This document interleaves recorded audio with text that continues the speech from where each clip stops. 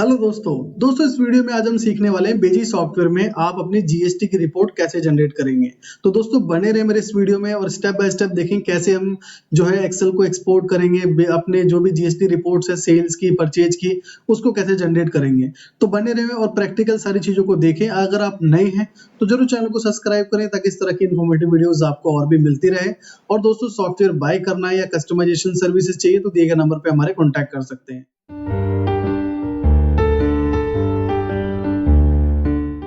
तो चलिए दोस्तों स्टार्ट करते हैं। दोस्तों देखिए सबसे पहले मैं आपको ट्रांजैक्शन दिखाता हूँ कि मैंने जो है कुछ यहाँ पे बिल्स बनाए हैं। जैसे मैं लिस्ट में जाता हूँ सेल्स की और यहाँ पे डेट ड्यूरेशन को मेंटेन करते हुए ओके किया और यहाँ पे मेरे ये बिल जनरेट हो रखे हैं, ठीक है। और उसके बाद मैंने जो है एक आधा परचेज भी करी होगी तो मैं परचेज पे जाके लिस्ट पे क्लिक करता हूँ स्क्रीन और एंटर करके इसको भी ओके कर देता हूँ। तो देखिए मैंने यहाँ परचेज भी की हुई है। दोस्तों जीएसटी रिपोर्ट्स के लिए आपको सबसे पहले समझना होगा जीएसटी के मेथड को।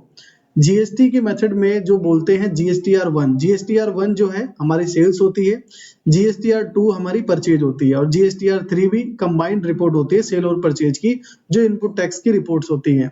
तो दोस्तों अब ये कैसे निकालना है, यहाँ तो आप ट्रांजेक्शन में तो क्या है इनकी ट्रांजेक्शन कर पाते हो सेल परचेज की। अब अगर हमें वो जीएसटी की रिपोर्ट्स निकालनी है और एक्सेल में कन्वर्ट करनी है या जीएसएन बनाना है हमारे अकाउंटेंट या सीए के अकॉर्डिंग, तो इसके लिए हमें आना पड़ेगा डिस्प्ले के मेनू में, जो आप देख पा रहे हैं ट्रांजैक्शन के बगल में ही है। आप यहाँ पे क्लिक करेंगे और यहाँ पे क्लिक करने के बाद आपको आना है यहाँ पे जीएसटी रिपोर्ट्स। डिस्प्ले में आके जीएसटी रिपोर्ट्स आप यहाँ पे क्लिक करेंगे या एंटर करेंगे तो यहाँ पे आपको कुछ और भी ऑप्शन नजर आएंगे कि जीएसटी समरी आपको चाहिए, जीएसटी रिटर्न्स के लिए चीजें करना चाहते हैं, जीएसटी रजिस्टर्ड ओपन करना चाहते हैं या जीएसटी अदर रिपोर्ट्स या ऑडिट, तो आपको करना है जीएसटी रिटर्न्स। जीएसटी रिटर्न्स पे आपको क्लिक करना है और यहाँ पे सबसे मेन जो चीजें हैं वो यही तीन है। सबसे मेन जो रेगुलर मंथली बेसिस पे जो जाती है हमारे सीए अकाउंटेंट को, हम जीएसटीआर1 पे क्लिक करेंगे। जीएसटीआर1 मैंने शुरू में बताया आपको, जीएसटीआर1 हमारी सेल्स की रिपोर्ट होती है जीएसटी की। तो यहाँ पे एंटर करने के बाद आप अपने डेट को मेंशन करें और जो भी मंथ है मंथ के अकॉर्डिंग आप यहाँ डेट ड्यूरेशन को मेंशन करें। जैसे मुझे अप्रैल की निकालनी है तो मैंने उसे यस किया। अब ये बोल रहा है स्किप एचएसएन समरी, आपको स्किप करनी है एचएसएन समरी तो आप इसे यस करें, यदि नहीं करनी तो आप इसे नो करें। स्किप डॉक्यूमेंट समरी, तो मुझे ये भी स्किप नहीं करना, मुझे चाहिए डॉक्यूमेंट समरी। उसके बाद है show exempt NR ZR entries, जो जीरो उसके होते हैं ना, एग्जेम्प्ट होते हैं। जैसे बहुत सारे फूड है, बहुत सारे ऐसे आइटम जिन पे 0% टैक्स होता है, तो वो भी आप चाहते हैं सेपरेटली तो इसे यस कर दें, अदरवाइज इसे नो रहने दें, अपने अकॉर्डिंग जनरेट कर देगा। और ये taxable amount, tax amount, invoice value चाहते हैं आप, तो ये हमें चाहिए तो हम इसे यस कर देते हैं।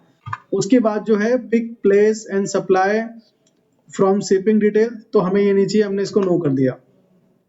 उसके बाद हम इसको नन कर देते हैं। तो दोस्तों ये आप अपने अकॉर्डिंग जो है कर सकते हैं। जैसे कि मैंने अभी यहाँ पे ये रीड किया तो आपके सीए अकाउंटेंट जैसा भी बोल रहे हैं कि हमें एचएसएन की समरी की रिक्वायर्ड नहीं है, हमें डॉक्यूमेंट समरी की भी रिक्वायर्ड नहीं है, अगर वो बोलते हैं तो आप इसे यस कर सकते हैं, अदरवाइज इसको नो रहने देंगे।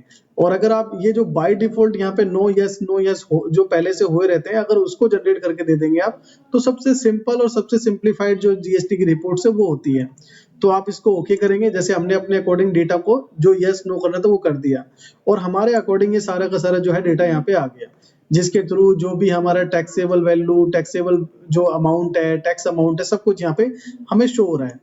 अब अगला क्वेश्चन ये है कि अब हम इसको जो है निकालना चाहते हैं एक्सेल में, तो उसके लिए हमें क्या करना है। आप इसके लिए चाहें तो ऊपर एक ऑप्शन आपको नजर आ रहा होगा एक्सपोर्ट, या फिर आप कीबोर्ड से अल्ट ई कर सकते हैं। अल्ट ई मैंने कंट्रोल ई कर दिया था इसलिए वो मुझे एरर दिखा रहा था, तो मैंने यहाँ पे अल्ट ई कर दिया। अब अल्ट ई करने के बाद देखिए दोस्तों हमारे पे कितने ऑप्शन है। हम इसको एक्सेल में जनरेट कर सकते हैं, हम इसको गूगल शीट में जनरेट कर सकते हैं, पीडीएफ में, एचटीएमएल में, सीएसवी में, तो हम अपने अकॉर्डिंग इतने सारे फॉर्मेट को जनरेट कर सकते हैं। बट मार्केट में या जितने भी जो सीए हैं, अकाउंटेंट है, जो इस चीज की जीएसटी फाइल करते हैं, वो सबसे ज्यादा 99% केसेस में आपसे एक्सेल ही मांगेंगे। तो आप एक्सेल पे क्लिक करें और ये एक्सेल आपका कहाँ जा रहा है, तो यहाँ पे लोकेशंस लिखी हुई है। और अगर आप चाहते हैं कि नहीं मेरे को स्पेसिफिक किसी फोल्डर में भेजना है, तो मैं यहाँ डायरेक्टरी पे क्लिक करूंगा, जो ये ऑप्शन आ रहा है, और मुझे जहाँ पे सेव करना है मैं अपने अकॉर्डिंग उसको सेव कर सकता हूँ। और उसके बाद फिर यहाँ पे मैं अगर इस एक्सेल पे पासवर्ड लगाना चाहता हूँ तो मैं पासवर्ड भी लगा सकता हूँ।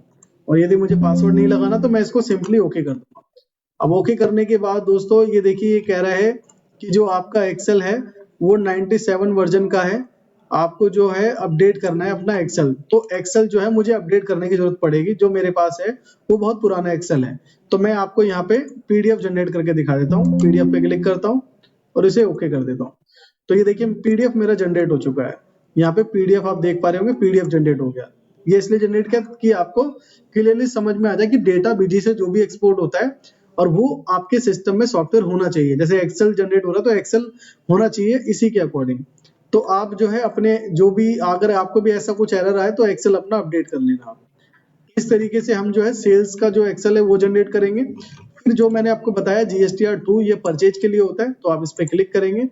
सेम प्रोसीजर यही है, आप डेट मेंशन करेंगे और उसके बाद आप इसको एंटर करेंगे और जो आपको रिक्वायर्ड है इसमें उसे यस करें और जो नहीं है वो नो नो रखें और ओके करें। तो देखिए हमारे परचेज की भी जो आती है जीएसटी की रिपोर्ट्स वो भी हमारी रेडी हो गई है।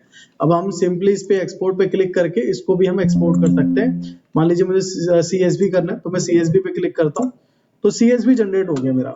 और CSV भी जो है एक्सेल का ही एक पार्ट है। आप जो है अगर एक्सेल में जनरेट ना हो रहा हो, इस तरीके से एरर आ रहा हो, तो आप CSV में जनरेट कर लो, क्योंकि जो अकाउंटेंट सीए होते हैं उनको आप एक्सेल की कोई भी फाइल भेज देंगे तब भी उनका काम हो जाएगा। तो पहले जो मुझे एरर था मैंने डायरेक्ट एक्सेल में किया इसलिए, लेकिन CSV किया तो CSV एक्सपोर्ट हो रहा है, तो आप CSV में कर सकते हैं विदाउट एनी प्रॉब्लम। और उसके बाद अब हम चलते हैं और हम 3B की रिपोर्ट निकालते हैं। तो 3B की रिपोर्ट में अब जाएंगे। यहाँ पे मैं आपको दोबारा से एक बार अलर्ट करना चाहूंगा कि जो एक्सपोर्ट हुई है रिपोर्ट्स, ये जिस लोकेशन पे गई है वो लोकेशन आपको ध्यान रखना है जब ये फाइल मिलेगी। अगर आप भूल गए कि किस लोकेशन पे गई है तो दोबारा से सेव एज कर सकते हैं अपने अकॉर्डिंग। दोबारा से जहां पे सेव करना चाहे वहां सेव कर सकते हैं। जो भी एक्सेल होगा आपका सभी के अंदर ये ऑप्शन होता है फाइल के अंदर जाके। अब हम चलते हैं दोबारा से और यहाँ पे उसके बाद डेट ड्यूरेशन आप यहाँ पे डालेंगे जैसे हमने बाकियों में भी डाला। डेट ड्यूरेशन डालना बहुत जरूरी है। अगर आप गलत डेट डालते हैं तो गलत डेट की ही आपके पास 3B रिपोर्ट आ जाएगी, तो आपको ये ध्यान रखना है। और उसके बाद जो भी आपके लिए यहाँ पे जरूरी है उसको यस नो करें। और अगर बाय डिफॉल्ट प्रोसेस से आप जाते हैं कि जो चीजें पहले से VYN हो रखा है, तो ये सबसे सिंपल प्रोसेस है अपने CA अकाउंटेंट को रिपोर्ट भेजने का। उसके बाद ओके करें और ओके करने के बाद यहाँ पे देखिए रिपोर्ट पूरी की पूरी तैयार है। आपको क्या करना है, यहाँ पे आपको वही करना है, यहाँ पे Alt E और Alt E करने के बाद CSV और CSV करने के बाद इसको ओके करें और फिर यस। और ये देखिए आपकी 3B रिपोर्ट यहाँ पे जनरेट हो गई है। और 3B रिपोर्ट जनरेट हो गई है, जिस लोकेशन पे आपने की उस लोकेशन पे जनरेट हो गई। और अगर आपको अपने अकॉर्डिंग दोबारा से किसी और अदर लोकेशन पे सेव करना है तो फाइल में जाके सेव एज करके आप जहां सेव करना चाहें वहां सेव कर सकते हैं। तो दोस्तों इसमें आपको ये क्लियर हो गया। और सबसे ज्यादा जो रिपोर्ट चाहिए होती है वो यही GSTR1, GSTR2 और GSTR3B। तो तीन ही रिपोर्ट चाहिए होती है। सारे प्रोसीजर मैंने आपको बताया कि कैसे आपको निकालना है और कैसे इसके अंदर डेटा आता है। वो डेटा आता है सारा का सारा सेल परचेज करके, जो भी हम सेल एंट्री कर रहे हैं, परचेज एंट्री कर रहे हैं उसके बिहाफ पे। आई होप दोस्तों कि आपको क्लियर हो पाया होगा कि बीजी में हम GST रिपोर्ट्स कैसे निकालें जो हम अपने अकाउंटेंट को, अपने CA को भेज सकें। तो इस तरीके से आप एक्सेल PDF जो मैंने आपको बताया फॉर्मेट निकाल सकते हैं उसमें। अगर फिर भी कोई क्वेश्चन है आपका तो आप मुझे कमेंट के थ्रू बता सकते हैं। बाकी वीडियो अच्छा लगा वीडियो को लाइक करें, चैनल को सब्सक्राइब करें ताकि इस तरह की इन्फॉर्मेटिव और भी वीडियोस आपको मिलती रहे। Thanks for watching.